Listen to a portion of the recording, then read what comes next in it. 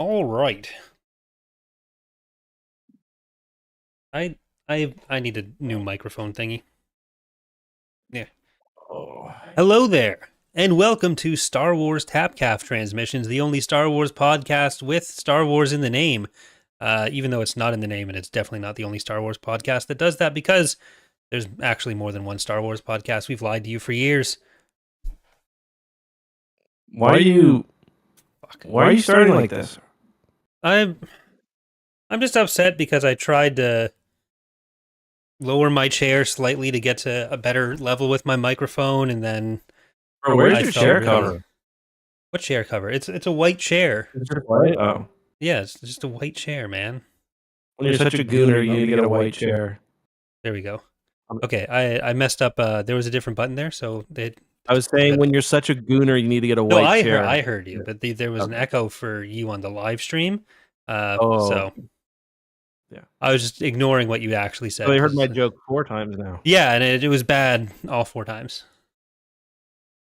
I just could, if I hadn't heard you, I would have said "come again," but get it because with the joke you were making. Anyways, I do, yeah. hello there and welcome for real to Tapcaf Transmissions. I'm Corey, joined as always by my election-ready co-host, Mr. Eckhartsladder. We're in a post-election Canada.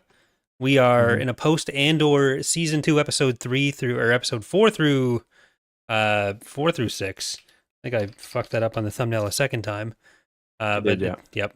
I had 2 before, then I changed it to 3. Neither of those is correct. But before we get into the Andor talk, any news that's come out? I don't really think so. Well, Revenge of the Sith has released in Right. theaters and is doing fairly well. I actually didn't get to see it. We I were saw it going years to. ago. Yeah, I mean, I was going to take my son to see it, but there was a sickness going on, and it was going to be today. But we got a trampoline, and the kids have just been Dangerous. not glued to it, because that glued to it and then temporarily unglued to it and then back glued to it over and over and over again. So yeah, that was one thing. Let us know. Send an email if you guys. I heard some fun experiences for those who watched the film in theaters. So if that was you, maybe send us an email and tell us any fun stories you may have had. I thought you were going to say send us an email if you have a trampoline. Yeah. Well, no, I got to figure out how to. I just bought trampoline spikes, and it's pretty windy today, and I haven't got them in yet, so I'm a little stressed. But it's fine. It's pretty heavy. You have the netting around it? Is that what you're spiking in, or just to keep it in place? No, you spike it into the ground. Okay, so growing up, we had a trampoline. We didn't have the net around it, and we didn't spike it into the ground. So it was a death trap. But my parents would get drunk and go on it with their friends. Oh, ours is like a max weight of 190. So I'm not. It's like a 12-footer, so it's pretty small. Well, I don't know what ours was supposed to be. It seemed big when I was a kid, but our yard wasn't that big, so it disappeared one weekend. So I think there might have been an injury that we weren't. Well, I didn't tell this story, but I got a pergola and I built it. And it was on Easter, and it was super windy here in Halifax. And I was like, I called my neighbor across the street. It's like my best buddy. He whatever, I had a leak. I talked about this, I think, on one of the podcasts. I had a leak in my ceiling, and he came over at 10:30 at night and helped me fix it. So I put the pergola down, and I was like, what do you think? Like how should I secure this? And he was like, deck screws, and I was like, yeah, gonna do that. And he's like, yeah, maybe some industrial strength zip ties as well to keep it attached to the post, so it doesn't. It's just a cheap Temu one. Mm-hmm. And I was like, yeah, fair enough. And he's like, I got some zip ties I'll just lend you, because he knew I was going to get the deck screws from my father-in-law, who just redid the deck, and I was going to Easter dinner there that night, so I'm gonna get the deck screws instead of going out and buying my own, and everything's closed Easter anyway. Come back home, pergola's fully flipped over. So, well, I had to, and it was fully still windy, so I had to flip it over. Well, we've got 3 kids as well, so they're running free in the house. Kelsey helped me flip it over, and then I had to, in the middle of basically a storm, which was apparently ripping up decks, I had to screw the pergola down to our deck. So So it's definitely not fully straight or level or anything. Isn't that kind of cruel though? Like they're intelligent creatures. Well, they should have thought about that. Like you can go to an entire different galaxy with it, and you're just trying to use it to cover your deck. Well, I'll put its corpse outside of Peridia with the other ones. All right. Well, this might actually be the second last tap calf in this office location for me as well. So I'm going to be having my own home improvement ready. They're doing the mudding on the drywall for the rest of the week. Wow, they're moving quickly. Yeah. Well, I'll send you some pictures of the mudding. I saw one this morning, but it was after I was already awake, so I didn't. That was pre-mudding. But yeah, so my office is just. Are you not happy with the mudding? Well, they're only halfway done, so we'll see how it ends up. But like, there's some. Mudding's a tricky one because like until it's actually done, it's always scary. Yeah. It's easy to mess up, but this is one of the things we've been dreading. But we've got like full approval to finish everything. That's the other thing I was scared about. So we're fine. And then my office, it's just like finish the mudding. I'm doing the flooring in there. We're doing the painting as well. So I'll be able to move stuff in there, and that'll be exciting. You were about to have like an Andor, but become like an Andor anti-authoritarian if the administrative arm of the state came down on you and didn't approve your plans. Yeah, I think what Andor was fighting against was construction permit requirements for renovations. That's what they're so pissed about on Gorman, I believe. Oh, they wanted to expand their storefronts? Well, no, there was that big building going up, and they're like, we love the building. It's just too much red tape. Yeah, they build it bigger. Yeah. They can add more floors with lower ceiling heights. That's the trick. Yeah. But we do have, it seems like Gorman is going to be the through line on this whole season. So maybe not for the last block. Maybe it'll conclude next time. Since the last block is kind of questionable for me because that's going to be in 0 BBY, right, Justin? Will it be in 0 BBY? Nope, it'll be in 1 BBY. Yeah, because we win, everyone. Well, we won when the Star Wars Timelines book came out. We won when dates were invented. This should not have been a controversial thing. Yeah. So we went on about this for like maybe 35 minutes one podcast, so we won't overly re-examine it, but I got in this long argument on Twitter, shocker, with I think it was with Scout, who's gone now, about whether 0 BBY existed, because the whole argument was that it's all 1 year and half the year is 0 BBY, half the year is 0 ABY, which for one, that makes no goddamn sense. If the center point is the thing, why would that take place halfway through the year? Like that makes no sense. That would mess up all the character. It would mess up so much character ages, a ton of things, and yeah, like when that's the epoch or whatever, like that's obviously the start and the end. There is also the argument that there was an entire year before the Battle of Yavin called 0 BBY, which doesn't make sense because it's like a checkpoint system. Once you get to 1 ABY, that's like the far end, and then once you hit the thing in a year, ABY. You're there. Yeah, you're at 0, not 0 BBY, just 0. Then you'd have 0 ABY. Some people did have a good point, like in most modern calendar systems, you don't have a year 1. But the difference is this isn't a real calendar system. It's a method of keeping the timeline straight for those of us out of universe. Yeah. And like it is the specific reference point. It's not the name of the year. So, but yeah. Anyways, we have a lot of Gorman. There's something Formin on Gorman as the title. So I was very proud of that. That's happening. And so we have Deidre's assignment is basically handling what the ISB1 handled on Gorman. And to do this, she has enlisted Syreill in an unofficial capacity to work for the ISB. So he's with still with the standards department. I forgot the specific name of it, but he's the manager of the office on Gorman. Or something. So he's got an office he's managing. He gets pulled into the Gorman front. Little do they know, he's a He's a spy. Were you convinced? Did you think maybe Syreill had turned over a new leaf at the start there, or did you always know what he was No, up to? Not even a little, obviously not not. even a little hope for Syreill for you in your heart. No, there is a little hope. Okay, There so is because I'm for reference. I'm saying Mhm, this because I saw your tweet. Didn't know Syreill had it in him, and I saw that mhm. before I watched any of the episodes. So I was thinking, is he referring to Syreill having sex, or to Syreill? Did he think Syreill joined the rebellion? Yeah, so no. I mean, yes, he did have sex. Um, at least I assume that's what they did in their 1 hour. What they did with the other 57 and a half minutes, who knows? But That's when he went to he's see his just mom. joking. Yeah. Um, FaceTimed her from bed. Uh, yeah. So no, I mean, it's obvious. Cyril is he's not a he's I don't know even the right word to call him because he's not a rat because he's extremely principled. He's just extremely principled in being an authoritarian dickhead. So like no, I thought it was obvious that he would not that he didn't suddenly get sympathy for the little guy because he hasn't this whole time. It was obvious that him and Dedra were working together. What I didn't know that he had it in him was not having sex with his woman, which again presumably he did. It was I didn't know he would be able to be so slick among the Gorman front Okay. people.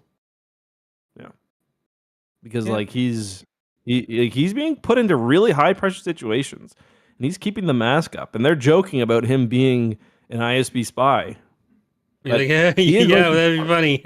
No, no. yeah. He's like the perfect candidate though because he's got that backstory where he's got a reason not to like the ISB. He shouldn't be the weasel he is, but he is. He's got a reason not to like the ISB. He's been kicked out of his prior position.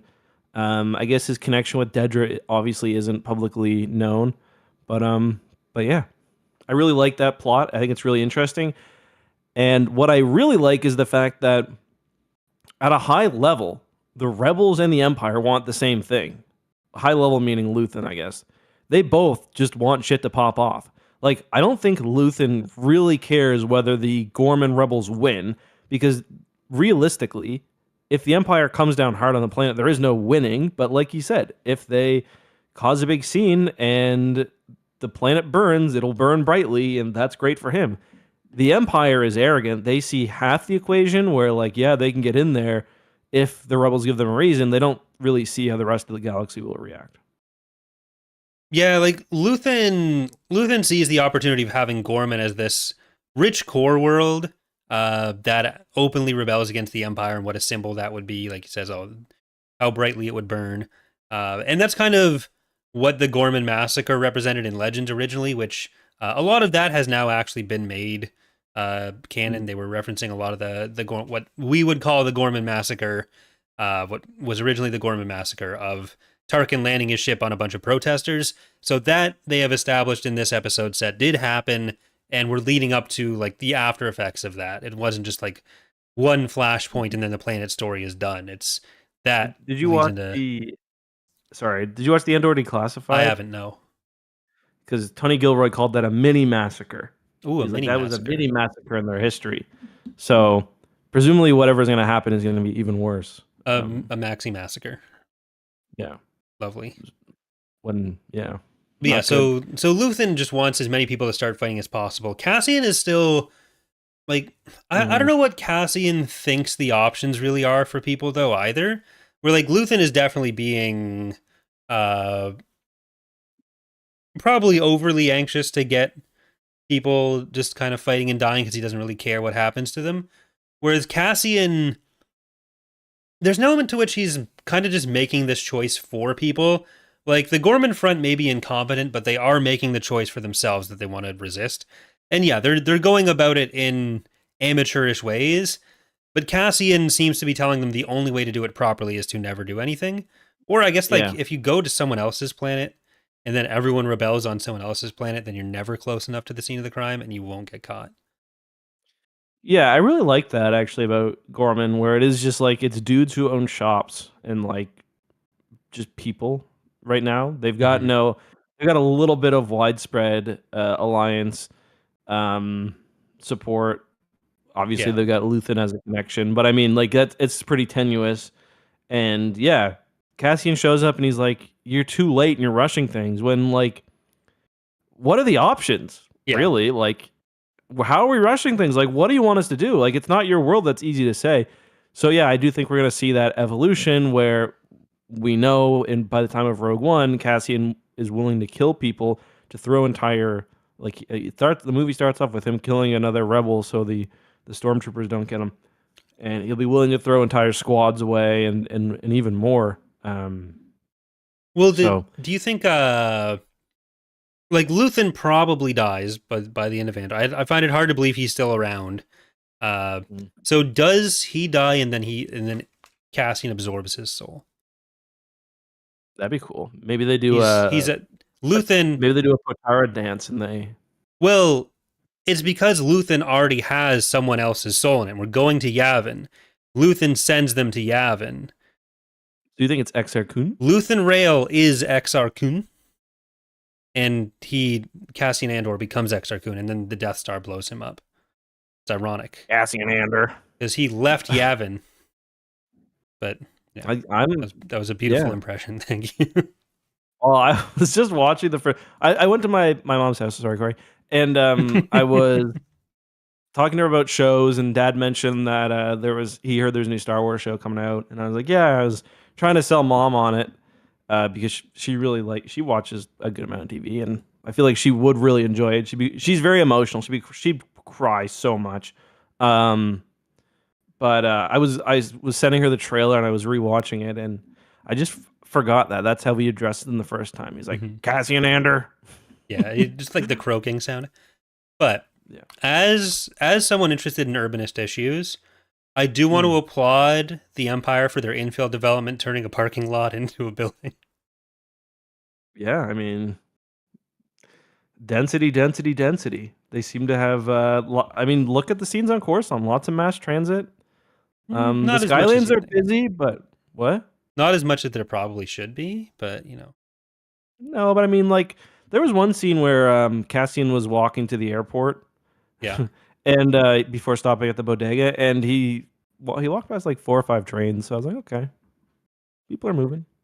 Yeah, but like the population density does support it there, so maybe we'll be okay. But we'll. Like there's this through line with all of Luthen's stuff where he's really trying to push everyone to kind of lose their souls in the same way that he pushed Lonnie.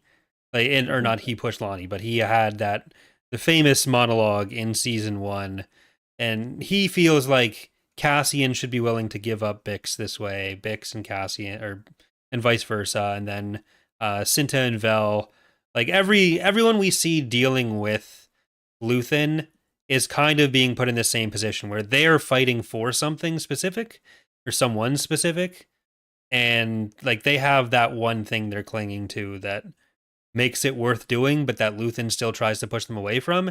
And I think there's some parallel there to what Perrin's speech was in the last episode set, where like Perrin kind of takes the approach that in practice there are these problems, but no one can do anything, so just enjoy what you have. And for him, like stuff doesn't affect him largely. So it's much easier for him to say that. But like when we see the lives that they were living on Mina Rao, like they were all trying to find like something worth, like something to have or someone to have those moments with. So I think that's something we're still seeing. And I think that's ultimately going to be part of whatever downfall is coming for Luthen.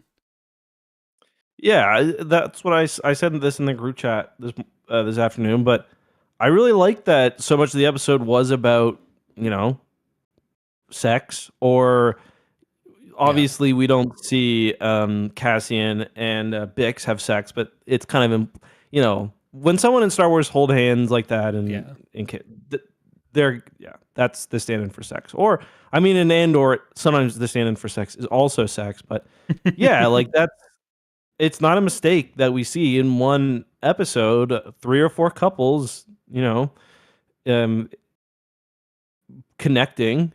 And I don't just mean like having sex, but also we see them coming back to each other. Yeah. And yeah, it's it's what's driving them. Yeah, and it doesn't have to just be the romantic partners, but like No, for sure. the connections they had, like in almost every situation it is. But Brasso and Cassian, they were kind of in the same boat. And I'm not saying they never had sex. Like, I like to imagine they did. Yeah.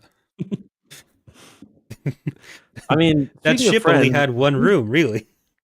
They left B2's ass. I miss B2. Do you think? I think B2's gone forever now. Kind of sad about that. B2's probably gone forever. Yeah. He's probably gone forever. They sent their dog to live on the farm, for real. Well, all I worry about is like, man, he had some secrets, so. Yeah, I don't know. I don't see there being enough time to do anything with him anymore. It's been a year. He was left there a year ago. Yeah, no, I'm saying that Luthen probably sent someone to go fucking kill him. Oh, okay, yeah. I'm gonna tweet that right now. Luthen probably had B2 killed. Leia pulled the trigger. I love Claire. She's awesome. She's definitely been a standout character, especially in this block. Even like last episode with her. I mean, I don't think, we were talking about this. There seems like there may be kind of some love between those Imperials at the party too, especially once they get some drink in them. Mm-hmm. I saw something between Clea and Vel, which I think a lot of people saw. Or is she Cinta or Vel? I can't remember. Vel, right? Yeah, Mon's cousin is Cinta, or is Vel. Cinta is Vel. Yeah, Cinta's the one who is no longer with us. Rest in peace, Queen.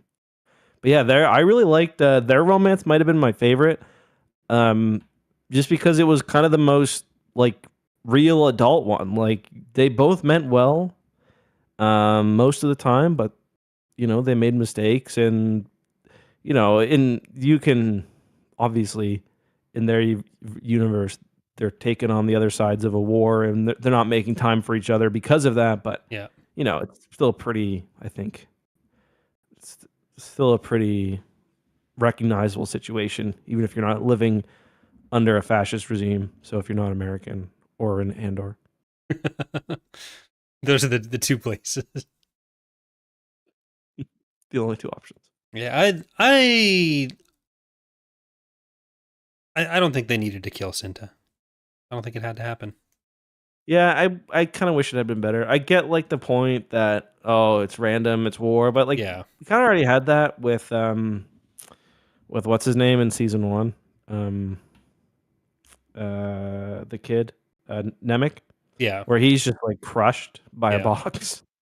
He gets like a Half-Life 1 death, basically. Someone in that group probably should have died, but I mean, did we need to go with the kill your gays trope? I don't think we did. Yeah. Yeah, I was pleasantly surprised, and I think it's because they've stopped watching, but like I didn't see much pushback against the lesbian kiss scene, and it's the first like there was a lesbian peck in The Rise of Skywalker because they're cowards, and they didn't make enough said about that. Yeah, they didn't make Finn and Poe full on make out.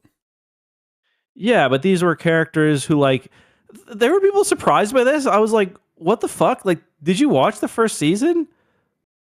Like I think they held hands at one point. Like, I don't know. People see what they want to see, obviously. It was pretty explicit. Like, I don't know what the... Yeah. Yeah, I don't know. I really liked that relationship. I really liked, even though obviously I get their names mixed up, I guess I like them so much to see them together. It's because they're Cintas Vel. They're one person broken apart. I liked how Vel dealt with it afterwards, where she's just like shock and fury, and like, you can't take this back. You fucked up. Yeah, like it is probably true that they're all going to die, and like as Draco is saying in chat, like Vel's death will definitely have an impact on Mon Mothma, especially given the conversation she just had with Luthen of like, tell her that I care about her. It's like, okay, well. That's what you I don't say in think a you show. understand you don't understand what we're doing here, do you? Yeah. Well, I think to a certain extent she doesn't. Like she's gathering votes for more legislation here after doing her fascist Pledge of Allegiance as established by the Palpatine Prophet out of of Regret. power. We just need a good Senate vote. That'll set him straight. Like, didn't we deal with this in the book where it's like Trump with the Supreme Court, where they're like, actually, you can't just deport people. I can though. Like that's it's kind of the same thing. Like you can, pass whatever law you want in the Senate. Someone has to actually do something about it. Massimino's going to call you into his office and he's going to go, no. And that's going to be the end of it. Well, he'll fly you over some building development just to say no and drop you back off. I think we're way past that now because we're like 15 years in now, and I think he'll call you in front of the Senate and be like, actually, no, we need the Prophet of Regret to remind everybody.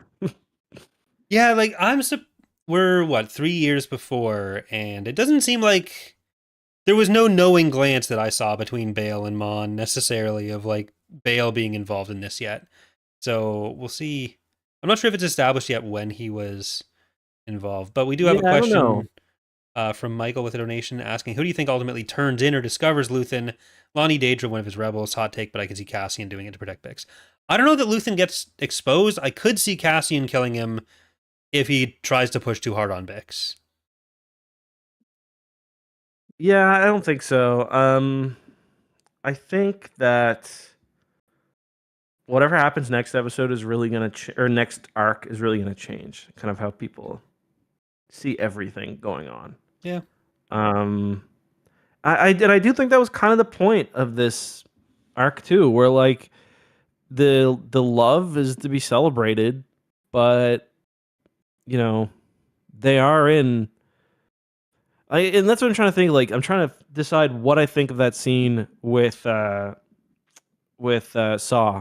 which I loved at the end. Saw is crazy. Forrest Whitaker is he's just wild out there. He's playing good guy Darth Vader basically.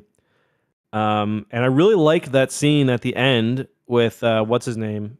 What's Willman? That kid's name again? Will. What's that? Will. Willman, yeah. I wanted to say Pyman. That's the devil from folklore. But and from that movie Hereditary. But yeah, I like that scene at the end where he's like basically huffing gas.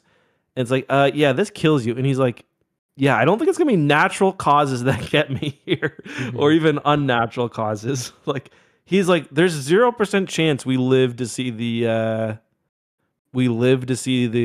Republic return. So you should embrace that. And I don't think that's the message the show is, trying to give us.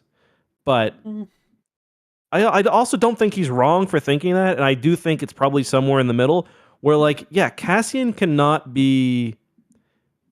If he does want to topple a galactic government, your girlfriend might die. Yeah.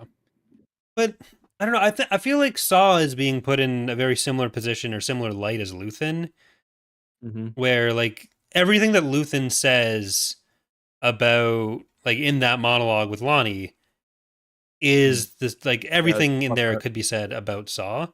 But Saw, I feel like he does too many monologues. He could probably do with one less monologue with Will. I feel like if I'm Will, I'm zoning out halfway through that first one.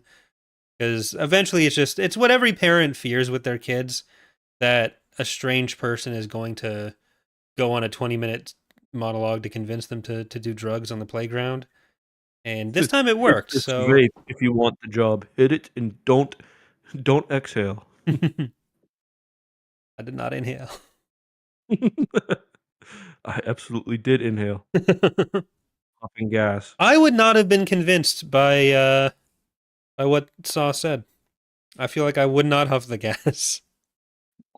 Yeah, but I mean, the kid's been through a lot. The kid was throwing bombs, as a teenager. Saw his dad. Like, he's been in the fight for a minute. Yeah. Well, he's already talked. He's fucking...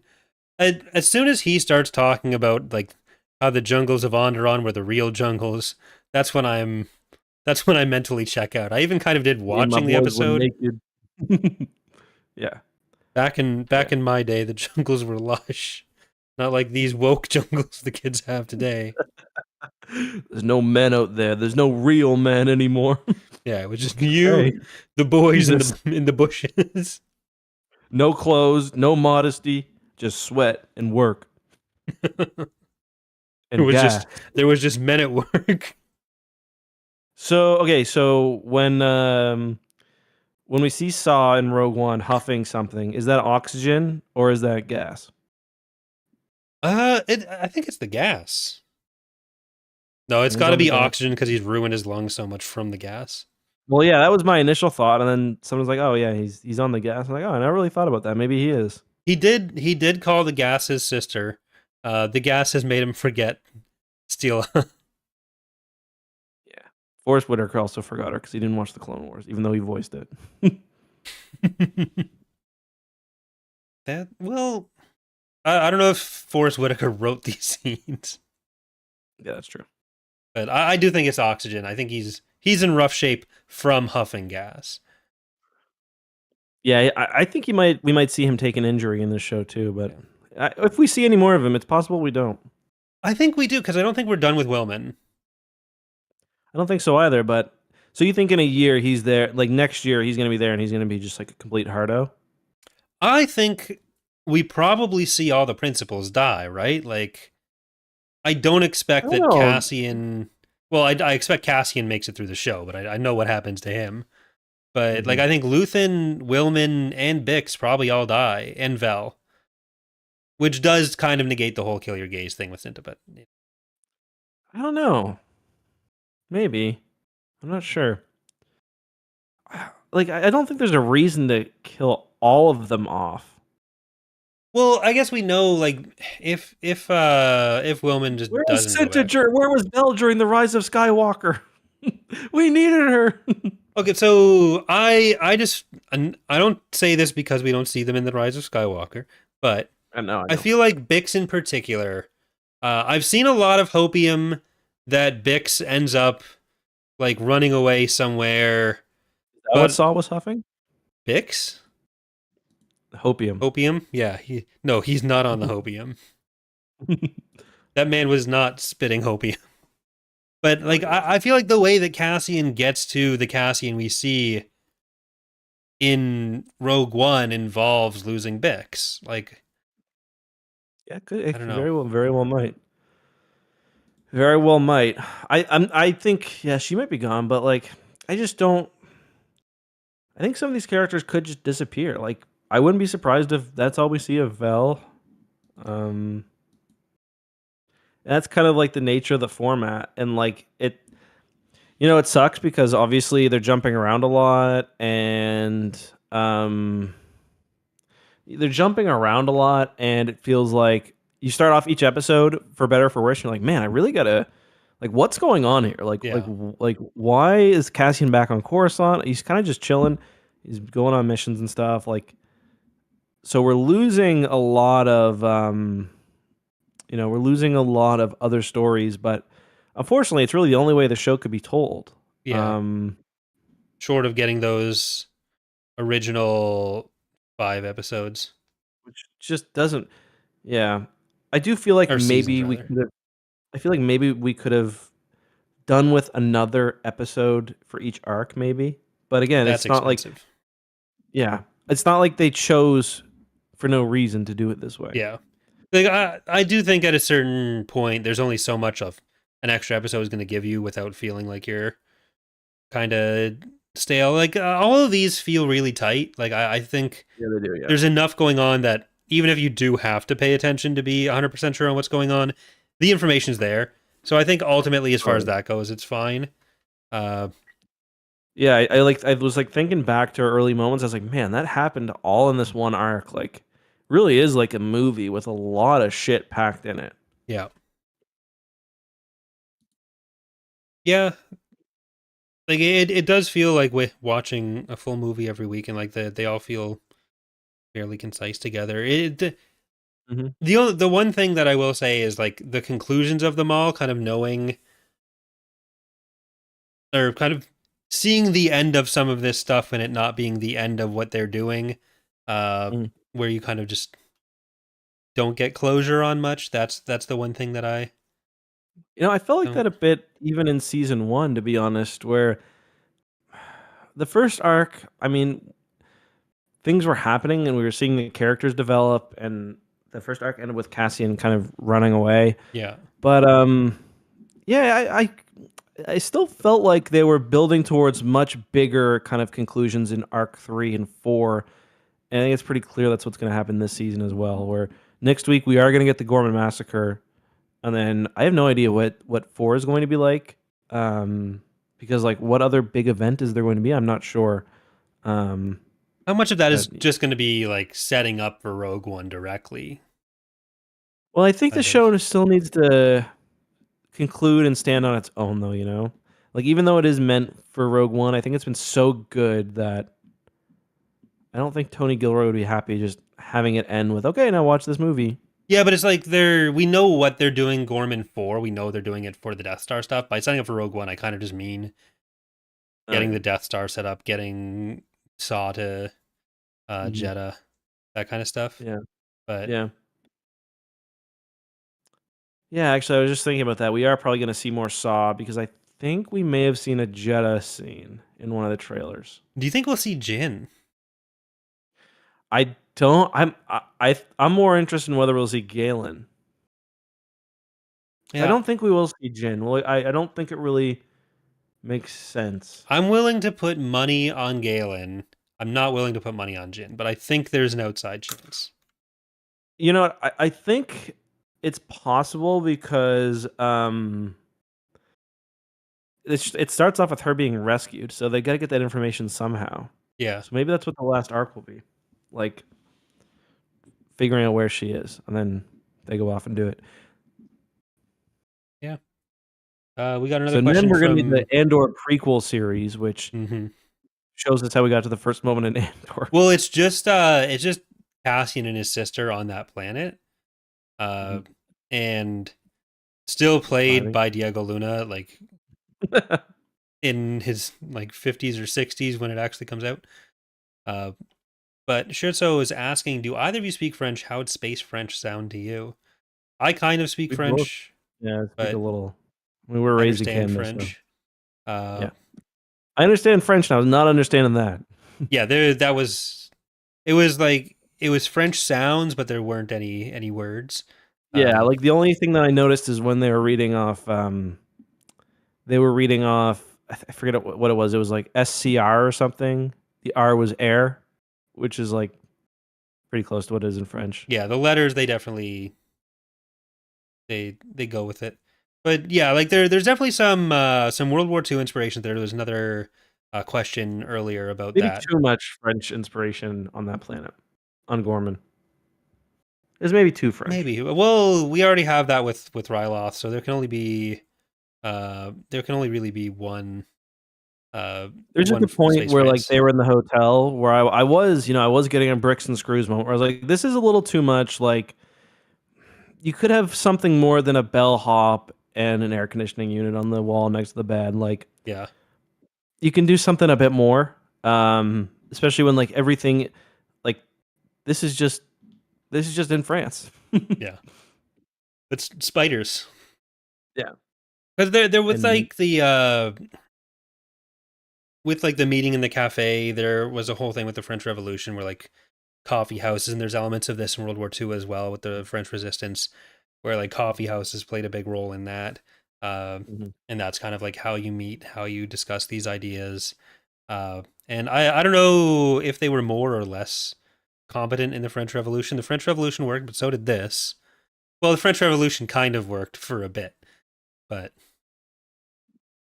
and I guess that's true with this as well, because it'll work for like 30 years and then Napoleon the really Third unwork itself quickly. Yeah, Napoleon the Third was clone Palpatine. Crazy how all this intricate political intrigue and world building is going to be undone by a mad guy on a lightsaber planet. A lightsaber planet. Star Killer base. Oh, yeah. Look, just because they blew up fucking Hosnian Prime, who gives a shit? And then the New Republic loses a war. That's true. Can paper right over that. It's not a big deal. Yeah. I mean, they are going to, I think, paper over a lot of it and be like, there was a lot more New Republic guys left than, episode 8 implied. They were just off doing things. But, well, like, I think you get that everywhere, though. Like, you only get the context of the movies, right? So there's a lot you can do to flesh that out that doesn't necessarily contradict what's going on in the movies and kind of can increase the scope and scale a bit. Because, like, who cares about Hosnian? Not me. Not me. It's the Chewie shuttle moment, but with planets. We're like, oh no, did they just blow up Coruscant? Oh, never mind. Coruscant was on the other shuttle. Discount Coruscant. Yep. Draco's asking, if we get one Mikkelsen character in this show, do we get a chance of the other Mikkelsen character? No, we're not getting Thrawn. I wouldn't be surprised if Tony Gilroy has never heard of Thrawn. Even if Henry Gilroy's like, hey, look at this guy. He's like, I don't want to see that trash. 09 Skirtzo also asked, maybe Luthen stuff will be in Reign of the Empire books 2 and 3. I do think they'll touch on Cass's sister in one of the future arcs. I do suspect we will get some Luthen in Reign of the Empire at some point. As for Cass's sister, I don't know. I think that might be gone. It was just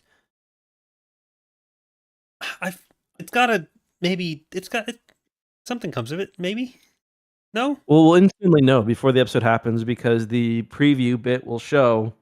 Yeah, that's a true. Scene from season 1. That's why I'd always skip those watching Supernatural, because you always know exactly what's going to happen and who's going to show up based on it. Like, as a big Castiel fan, if he's not in the previously on, he's not going to be in the episode, and that's always disappointing. But yeah, that would be sad. I don't know. So I am happy they're doing these 3-episode releases. I think it would have been. I just think it works a lot better. I do want to say in my headcanon, Henry and Tony Gilroy are related, even though they're not in real life. So, well, there you go. There you go. So with we've covered a bit of Syreill and Daedra. I wanted to jump back there if there's anything else we want to talk about with those two. Like we're seeing their boring Imperial lives, kind of, and they're just so bland, and yet that's who I am. So am I right to judge them? I still think so. There's something in the Andor Declassified where it talks about kind of the motivation behind the two characters, where Daedra is just not emotionally available like at all for a relationship, where Syreill's the opposite. He's like a little too available. We see that, like, even though he's, I don't want to say calm and cool, he's the way he is, prim and proper, but he wants to be there for more than an hour. He's very excited when he's at the best day of his life when he helps the ISB. He's someone who seems like he would in other circumstances be very expressive, but who was like ground down by his mom and then chose a girlfriend who is like in her own way just as discouraging of him expressing himself as his mom. Yeah, even though I do, I get the idea. I get the feeling she does actually like him. Yeah, like she even says like, "Oh, I'm happy, you're happy," but like just the way she is as a person. Cringe, yeah, like if I'm around someone like this, might be more of a me problem. If I'm around someone like that, I'll be more inclined to match their energy and not be over the top. But that's just I'm usually that way with people. So so maybe that's how Syreill and her get on, but I don't know. Yeah, must be. He is still like he's irredeemable fascist trash, but How'd he get that way? Only Palpatine knows. I do like the detail of trying to frame elements of the Gorman front and of these rebel movements as being like, oh, well, Palpatine doesn't know what people are doing in his name. Yeah. We saw a lot of that in Reign of the Empire as well. I think we saw that with the cousin of Mon Mothma's dead aide with the like street gangs on Coruscant. I think where they're Yeah, talking but about like I think it's a little different with because they genuinely believe that. I think the yeah, Gorman people are more like, yeah, just in case you're not down with this, we gave ourselves an out. yeah. We love Palpatine. We just he doesn't know what his goons are doing. He's an idiot. Yeah, he can't be everywhere in the galaxy. He's got so Palpatine many wouldn't want this. goons. We're patriots. Yeah, it's the Life of Brian thing with Judea's People Front. Everyone's trying to do the same thing. What was I gonna say? Yeah, it's a really fun arc. I like the ISB stuff as well. Partagas he's a really good Imperial. He's got a cool name. He he's got a different dynamic than a lot of Imperials where he's got the vibe of like a university professor. Yeah. Who like calls on people and is disappointed when they haven't done their work.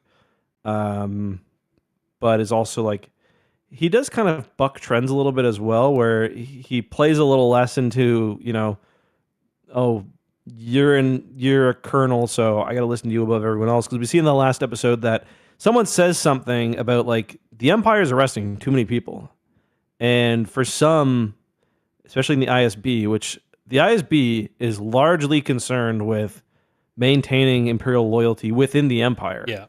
They do track rebels and whatnot as well, but like that's intelligence does a lot of that. The ISB really is about, maintaining loyalty.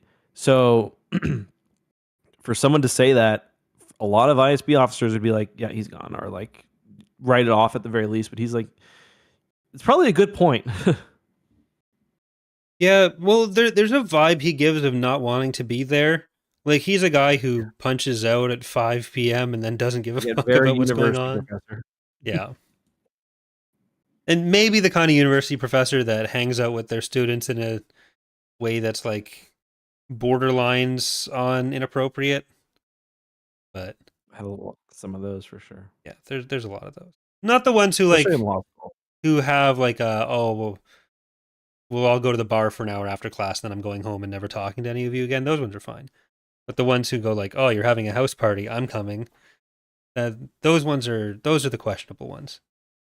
I still remember at law ball in year 2, my contracts professor and my public law professor were getting pretty drunk at the bar, and like a bunch of us were in a group talking like, oh my god, she just sat on his lap.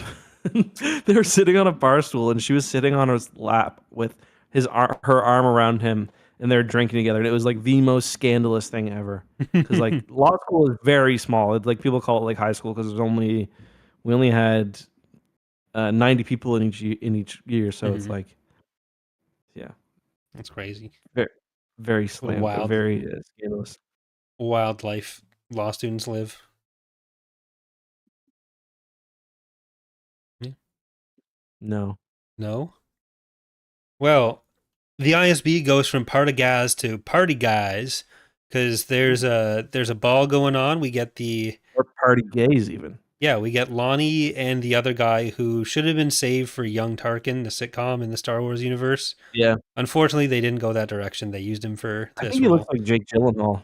Do you? Yeah, I do. Interesting.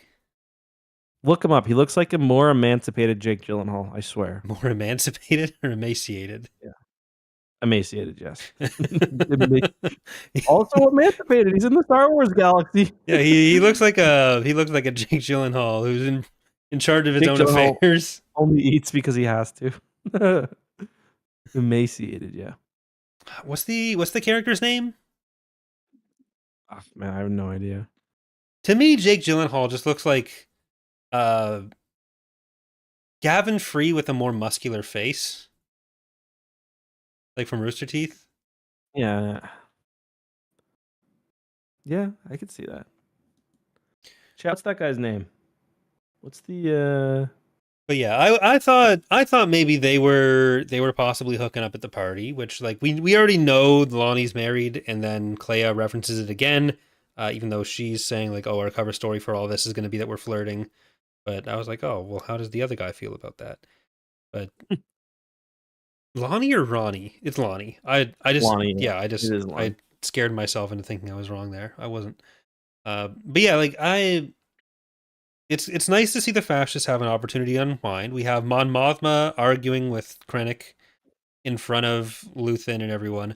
Like Mon Mothma is in a kind of tricky situation or tricky position because like her public persona can't be that she's so loyal because her thing for 20 years has been being like just enough of a thorn in Palpatine's side to be convincing without being such a thorn that she needs to be taken care of. So she Mhm. can't not argue with Krennic when they're drunk at an art exhibit. Supervisor Hart, that's his way, by the way. His name. Supervisor Hart. Or Hurt. Hurt? Yeah. How? Heert. No, like how was he hurt? Well, he got his heart broken at the party. That's true. Where's his credits? I'm gonna put a picture right in the. I can see in, what you're going for. He looks I'm like gonna put one in the YouTube chat. the version. So like if Jake Gyllenhaal got Christian Bale's role in The Machinist, then this Yeah. guy is basically what happens. Like I see what you're getting at. Yeah. Gaunt Christian Bale. But like seriously, if they ever want to do young Tarkin, I'll accept the double casting. Yeah, he looks exactly like the guy who they had playing Tarkin in Revenge of the Sith. Yeah, that's Yeah, you're right. I didn't even think about that, but you're totally right. and then there can be like a spin-off of young Tarkin called like Ranulph and Kuat of Kuat's First Fleet or something. I think if Tony said he'd stay at Star Wars if they let him make that, I think they'd say yes. There's got to be a Star Wars sitcom coming down the pipe somewhere, right? Sitcoms, man, I don't know. We're leaving the era of the sitcom, I think. Yeah, we're too late. You had the Star Yeah. Wars reality game show, so Underworld would have been the closest thing yeah. because they wanted to do like 1,000,000 episodes of this season. Yeah, that just sounded like it would be just a live stream of some actors reading lines. It's a soap opera more than anything, but so is Star Wars. So, Yep. Yeah, could have been great. but yeah, we do have the art exhibit going on. There was a questionable provenance of uh, there was questionable provenance of one of the exhibit items in Mon Mothma's daughter's father-in-law's thing. I forget his name because I remember his son's name is like Oh, Shekin, which is a terrible name, and I'm yeah, thinking the it's last name is Schluter because I've been looking at shower stuff, but it's not that. what's the Schluter? Is that like an IKEA shower thing? Is Yeah, it well, no, Skulden or something? Skulden. Schluter is like you have the backings and showers and like the pans and stuff for like tiled showers. Schluter is the company that makes a lot of the like hardware for that. So Okay. yeah. Okay. Cool. But yeah, so we have that argument. We have Clea trying to get the listening device out of it. It's stuck. Her hand's bleeding. It's crazy that you can make that have any kind of like uh tension when the other scene is a weapon heist. Yeah. Like she got her Yeah, hand stuck on the I was way more underside. stressed by that because I like her and I Yeah, mean, things are probably gonna happen, but I liked her so far. I could see She's like, Clea living. She yeah. could be Canon Winter. I mean, she's like, I don't know. Maybe she is going too far in some places. She seems a little neurotic herself, but I mean, Yeah. the rebellion kind of needs someone to be because Hmm. she just happened to be listening to like she was going through her things at like you know 7 in the morning, her random streams of consciousness coming through, and she heard that. It kind of saved her. Well, how many listening crystals do you think she really has? She's got to have like you can't have more than 50. That's just too many to track. I don't know, but I'm just thinking there's gotta be a way to like hide the source of or hide the direction to which the thing is pointing, the listing device. Yeah. Well, they're using flashing lights on a roof in Coruscant to send Andor's bat signal. Yeah. Really fucks with traffic. That causes like 6 speeder accidents. That's how CN Sov dies. Everyone blamed the drunk bug, but it's it's just Luthen sending Andor Always messages. the drunk bug. Yeah, totally. Crazy how that happened. Any other characters we haven't touched on who we should? We haven't talked on the absence of Mr. Smiths. Yes. I understand the reason. He was busy. It's what happens sometimes. Like what can you say? The role of Bail Organa will currently be played by Benjamin Bratt instead. I mean, they got a good, obviously. I wouldn't say they look like they don't look. They look like different permutations of the same dude. Like he's not a look-alike, but like, oh yeah, this is like a different version of kind of the same dude. So yeah, I like that. You know, Star Wars has been around for 50 years. Like people are gonna be dying, people are gonna be busy. Get comfortable with it.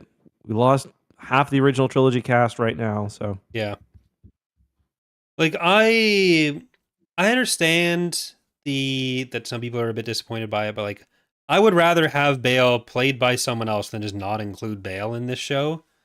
yeah. Like, and if it was a question of like, oh, it's too expensive to get Jimmy Smith, it's like, no, you pay these people the money to get them because that is Sons of what Anarchy. you Come said. on. But Jimmy, what are you even in?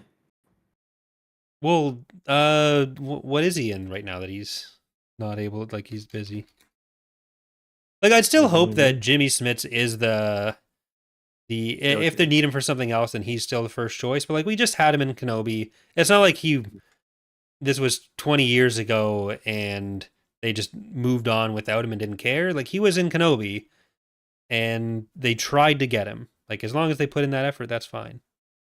Yeah, I mean Marvel's had to do that multiple times. I mean, what's his name? Like Harrison Ford's character from the recent movie, President Ross, he was played by somebody else, completely else in the first movies, like the Hulk movie and I think a couple of the more modern ones. So, well, does the Hulk movie count? Yeah, it does. Yep. Zach did a video on it the other day. All the things that have been pulled from that to. Okay. But yeah. Well, and they got different Hulk as well in that movie. Yeah. Was that one? That was Ed Norton, right? Yeah. What a dick. Is he? Isn't that part of why he was not brought back? Because he's just kind of shit to work with? I might be talking out of turn here. Might be wrong. I believe it. I'm gonna double down and say that's exactly why. Okay, there you go. You heard it here first. But we do have a question from Joel Davis via email, who says, my question to you this week is, what are your thoughts on the debate surrounding Andor being either too good for Star Wars or that Andor doesn't fit in Star Wars because at the end of the day, it's a universe of magic space wizards running everything? I've seen some debate that the story of Andor would have been better served if it had been an original IP, able to go the full way with the story arc instead of being confined by the goofy fantasy of traditional Star Wars. Personally, I like the idea that Star Wars can have stories with space wizards and everyday radicals rebels in it. What are your thoughts on the topic of the podcast? Thank you, Joel. Yeah, I think we covered this last episode. I like both. Yeah, so I don't see how the show would benefit from not being Star Wars. I think the universe provides a lot of flavor to it in a way that could have made things.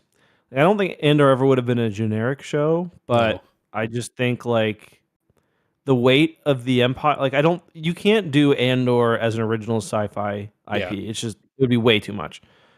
So like you're gonna set it on Earth. And he's going to be a resistance fighter. That's not the same weight or the same. Yeah. Part of the fun of Andor is like all these serious things are happening, but he's traveling. He stole a TIE fighter last episode. Yeah, and like there, as much as Andor isn't just a show that just throws in random characters all the time, there is a lot that it cribs from. Just like it understands that there are elements of Star Wars that are just part of the cultural consciousness. Of like, it doesn't need to explain the Empire per se. Like it doesn't need everyone knows who Exactly. Emperor Palpatine is, even if Palpatine's not in the show. So Yeah, that's I think it benefited. really benefits from that, and I think there's a lot it adds to the universe by being Star Wars. And I also think we shouldn't get uh, too bought into the idea that Star Wars can only be one thing. I think if it's going to be a successful franchise that pumps out content after content, uh, you need variety in that. And yeah, It's really easy. If you don't want to watch, you don't have to. Like we talked about this last episode. If I wasn't a Star Wars guy, I probably wouldn't have given Star Wars. I wouldn't have watched Star Wars Rebels. Now I end up loving Star Wars yeah. Rebels, one of my favorite Star Wars things ever. But like I just wouldn't have watched it because it wouldn't have interested me, and I wouldn't have watched. I'm just trying to think of some like I there's probably wouldn't have books I watched wouldn't have Skeleton read. Crew, even though I ended up Mhm. really enjoying it. Yeah. But And there's things now that I don't like that I have to watch or engage with for work. Um, I'm trying to think of an example. Like there were weeks where I would have just skipped episodes of The Bad Batch. I really liked that show, but there are some weeks where it was like clearly an in between episode, mhm. or the Acolyte I wasn't really enjoying too much by the end, but I guess the Sith was interesting enough. Um, but yeah, no, I don't think we need to subtract anything. This is very easy not to You watch. wouldn't be reading the Legacy comics if we weren't doing the podcast, Absolutely not. 0% chance. or you'd just be skimming them for video ideas. And I know that because I tried to read them once before, and I saw his hair, and I was like, nah, I'm good, dog. Well, speaking of, our plan is still we've got next week. There's more Andor. Next week there's more Andor and there's We talk about Bix really Tales. quickly, by the way. Okay, yeah. Just I liked her story. Yeah. She's down a dark path, but Yeah, like she's I don't know that I don't see things ending well for her, even though I'd like for them to. um, She's on the drugs now. Luthen's telling her don't do that. That's bad. It gets worse if you stop doing the drugs, which means that she's kind of fucked probably. And like this is we're one of only the going to see benefits. her in a year. Yeah, I was gonna say this is one of the benefits of the year though, because like it's the same with like the Gorman massacre, where like if we hadn't been jumping like this, it would have had to been introduced, and then we got to believe it's all happening within a week Yeah. or however they do it. With this, we get the natural jumps. I mean, maybe she is able to casually wean herself off of it after, or it's not casually, slowly wean herself off it after she does kill the literal nightmare she's been having. She kills Yeah. the real life version of that. So you know, maybe she is, and it doesn't come up. It's kind of the benefit of people change a lot in a year in a way that's not really that's slow and that you can't really portray episode over episode. So Yeah, like I'd love for the point to end up being that like you can kill your demons, but I also think like as a metaphor and then have that be what's playing out there. But I also think with the show, there's so often that like no, you can't, and yeah, I'd be more afraid they're going that direction with her. So yeah, yeah. see, but I very nearly missed that last scene because there's a fairly long like fade to black. So Hmm. I was about to turn off the thing, and it's just because I was trying to pick something up off my desk before I got up and left that I saw that there was another scene that I would needed to watch. But we got we got Gorse blowing up, or we got Gorse dying, and then we did also get the structure getting bombed, and that probably has some repercussions because that's a, an attack on Coruscant. I liked that because even though I didn't like, well, I kind of liked it. I didn't think it was necessary for her to be like she's breaking into places and killing people and cool guy. They're both walking away from explosions. I didn't necessarily love that, but I do like how we got kind of hints at it earlier in the episode Yeah, where they're not walking into a high security building. They're walking into a construction site, yeah, basically. Because this guy, I was like, is he going home? But no, they're just setting the thing up. They got like a janitor in there, like one guard. yeah. So, and I'm guessing that it was probably Lonnie because he hears that they're moving. It's probably him that told Luthen what's up about that.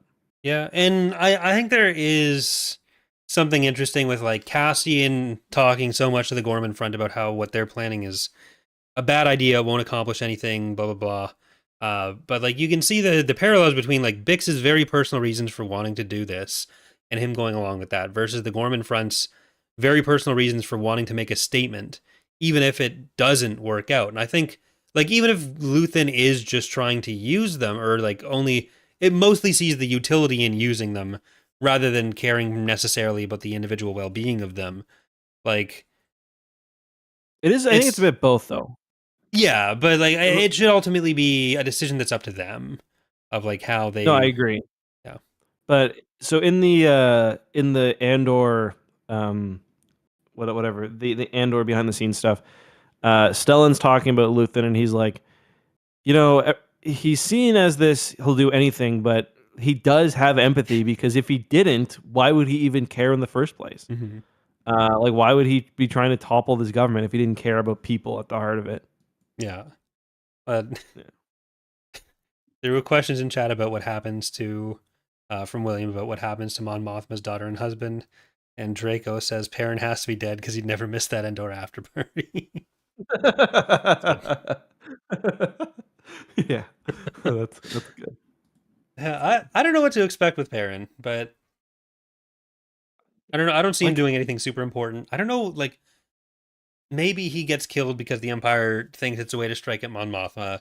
I think I think Leda might just be gone now. Yeah, Like, I she's mean, bought into the life, and yeah, Gen Z with their rightward turn. basically, yeah, she's over it. Yeah, I mean, even if you like, I'm not saying Perrin's a good guy, but how can you not like him? Like, he's so ridiculous. Yeah, like I think most people who know Perrin like Perrin, but Oh yeah, you'd love to know Perrin, unless you're married to him, in which case maybe you don't. But well, even Mon Mothma, although she doesn't love she being does love married to him. Perrin, but she does like Perrin in Yeah, some ways. Like, yeah. their relationship is more complicated than that. But like, yeah, and it's a difficult, like, one of the difficulties with Perrin, other than the fact that he's like clearly very privileged. That's the one Mhm. like difference that like everyday people can't relate to with him on in many ways. Like, they're given all the things that the show is a metaphor for, Mhm. then it's for everyone who criticizes how much Perrin sucks. That's also largely what most of us are doing with our lives. Of like, when you look at Star Wars or any media or any issue where there are people directly involved, it's easy to say, oh, well, you should be one of the people that's involved in that. If you're looking like, because we see Cassian doing this, we see Bix doing this, we see Mon Mothma doing this. It's easy to say like, oh, well, he needs to be the one doing something. He has a position to do something. But how much is anyone actually really doing about anything? Which isn't a justification for it. Just like that. It's real easy It's, to say yeah, you would do something.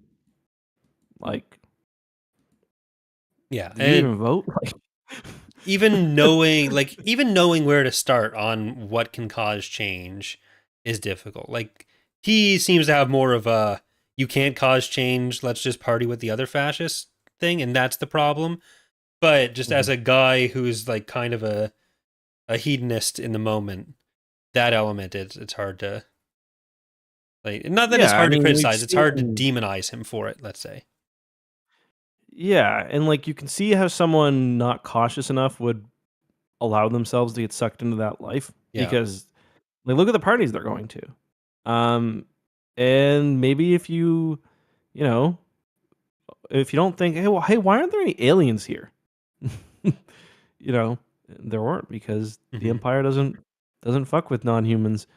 Uh, and Parent is really far away from, even Mon Mothma is really far away from all this shit that's happening, because Mon Mothma still doesn't realize like what's actually going to be Yeah. necessary.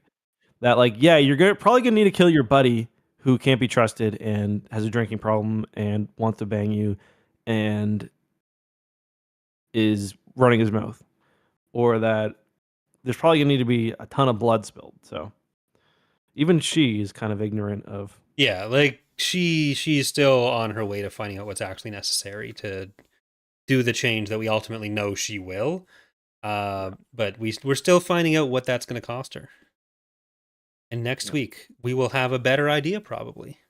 Mm-hmm. So any closing thoughts on the second block of Andor Eps? Good episodes. Yep. I think I probably like the first block more, but I still really like these. I think episodes, what is it, 7 through 9 are going to be the best yet. Yeah. So I don't necessarily think I like the first block more than the second, but I did spend a lot of time in the second thinking when Mon Mothma wasn't on screen, where's Mon Mothma? But Where's mom? Where's mom? I One thing I know I didn't that I like know the those. answer to that one. So She's with B2 and Cinta. No, B2's not dead. I didn't like those TV hosts. that was very Hunger Games. Yeah, I didn't like that. I thought it was too on the nose. Yeah, I don't know if that's a Good Morning Coruscant show. That's more of a I don't know what planet. Yeah, that was a bit silly. Eh, oh well. That's a very small complaint. Yeah. I All right. really liked the second episode started with the radio tuning. I thought was pretty cool. Mhm. Or that might have been episode 3 actually. There is almost like a Fallout tech feel to some of the Star Wars tech going on here. Like we got the 80s style CRTs and stuff. I know that's not Oh yeah, totally. what Fallout is because it's older, but still.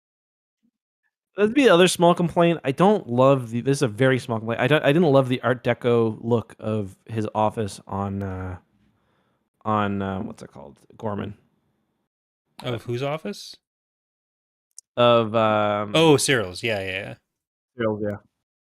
The one thing that bothers me is in Luthen's store, they made the door look like one of the like rotating like 4 entry Yeah, things. I noticed And that then it too. just Yeah, it opens in a way that yeah, like it all just pulls to the side. yeah, It's like fuck you guys.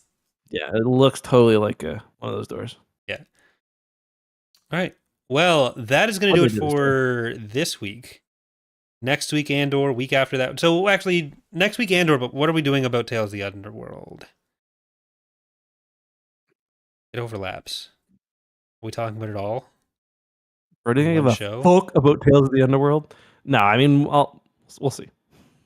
Maybe we end up If with it's 2 good, we'll episodes. talk about it. Yeah, Uh, yeah, maybe. so we'll definitely be back next Wednesday with our Andor talk.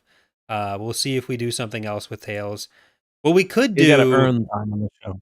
we could like briefly talk about Tales of the Underworld with any like highlights, and then there's the possibility between Betrayal and Bloodlines that we do like jump back and Yeah, talk we about can do it. Tales in more depth there. Yeah, I don't think. Yeah, that makes sense. I don't think we need a second weekly episode just for because it's not even going to be all of Tales, will it? By next Yeah, week? yeah, it's all coming Or out yeah, it will on. be. Yeah, it will be. I We're getting 2 mean, episodes early for some reason. well, if we watch it in Fortnite, which I am not going to do. Oh, you actually have to watch it in Fortnite? Yeah, I thought you were joking. the early 2 episodes are being released in Fortnite.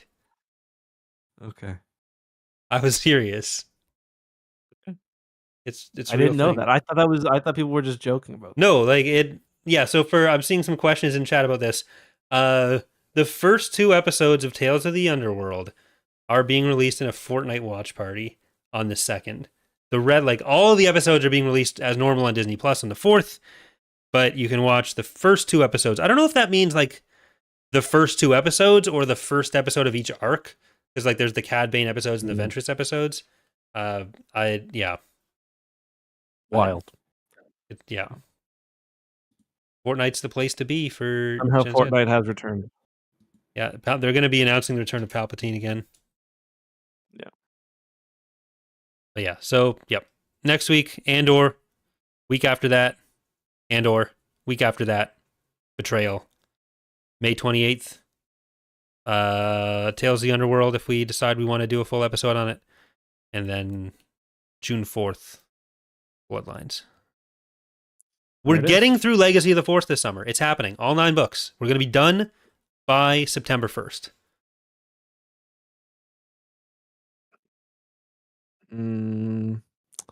Yeah, probably. Well, when are we starting? What day are we starting book 1? We'll be doing book 1 on the 21st of May. That'd be 21st of May. There's 2. There's 3 by the Basically, 18th. that we're doing 9 books in 4, 14 weeks, 5, probably. 6, I'm a little less confident than you are 7, because I feel like 8. Okay, well, let's say we're through the first 8 books, and then Jason can live into September as a treat. Spoiler alert. That is a fish tank.